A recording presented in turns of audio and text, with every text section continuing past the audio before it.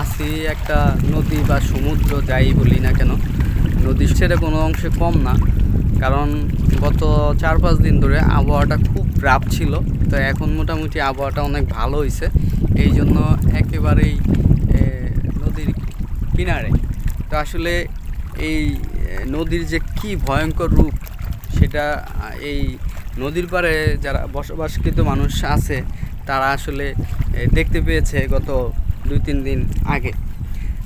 এখন খুবই শান্ত, একেবারে পুকুরের মতো, মানে একদম নিরিবিলি আর কি। তো এটার বিষয়টা হচ্ছে যে আমি এখন কিন্তু অনেক দূরে, এই ব্লগ ছাড়াইয়া আপনাদেরকে দেখাই যে কোন পর্যন্ত এটার পানি উঠছে। দেখছেন অনেক দূরে, কিন্তু এই যে ব্লগ দেখছেন কত, এইবার তো আমার মনে হয় এবারে যে 15 ফুটের বেশি হইব।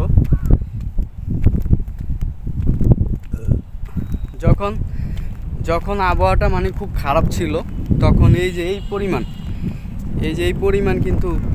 পরিমাণ কিন্তু এখানে পানি উঠছে।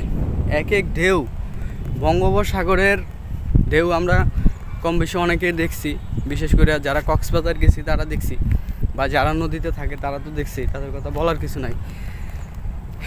মানে এইখানে পর্যন্ত এটা কিন্তু সমতল জায়গা, এই সমতল জায়গায় কিন্তু দাঁড়ানো যায় নাই। এত বিশাল বিশাল ঢেউ আইছে যে মানে পানির জন্য দাঁড়ানো যায় নাই। আর প্রচুর বাতাস ছিল, যে এত পরিমাণ বাতাস যেটা আসলে মানে এইখানে দাঁড়ানি যায় না, বাতাসে মনে হচ্ছে যে উড়ে নিয়ে যাইব, এরকম অবস্থা। তো এই জন্য আপনাদেরকে এই জিনিসটা দেখাইলাম যে নদী কিন্তু মানুষকে অনেক কিছু কিন্তু দেয়, আবার সেই নদী কিন্তু মানুষের কাছ থেকে নেয়। তো এই যে জায়গাগুলো দেখছেন এখানে, উঁচে দেখছেন অনেক দূরে মনে হয় একটা নৌকার মতো দেখা যায়, সেওয়ার মতো একটা কি জানি দেখা যায়, ওটা নৌকা। এইভাবে অনেকগুলো নৌকা ছিল এখানে, ঠিক আছে। তো এই অনেকগুলো নৌকা ক্ষতিগ্রস্ত হয়েছে একদম, এই ঢেউয়ের বাড়িয়ে আর এই ব্লকের সাথে বাড়ি খাইতে মানে নৌকা ভাইয়া একদম তছনছ হয়ে গেছে।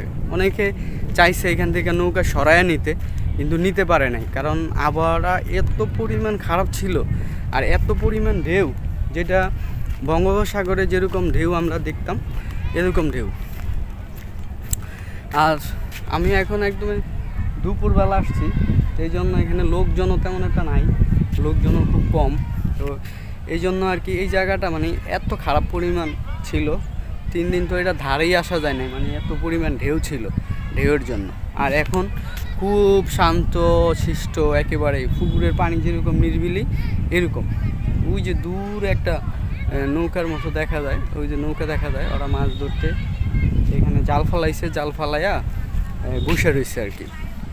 তো এই যে দেখেন এখান থেকে নদী কত দূরে, পানি বাড়তে এই যে দেখছেন আমার একদম পায়ের এই কাছে কিন্তু পানি চলে আইছে। এক একটা ঢেউ যখন বড় বড় যখন ঢেউ এখানে আইসা আশ্রয় পড়ছে, তখন এইখানে আমরা এই যে দাঁড়ায় থাকতে পারি নাই।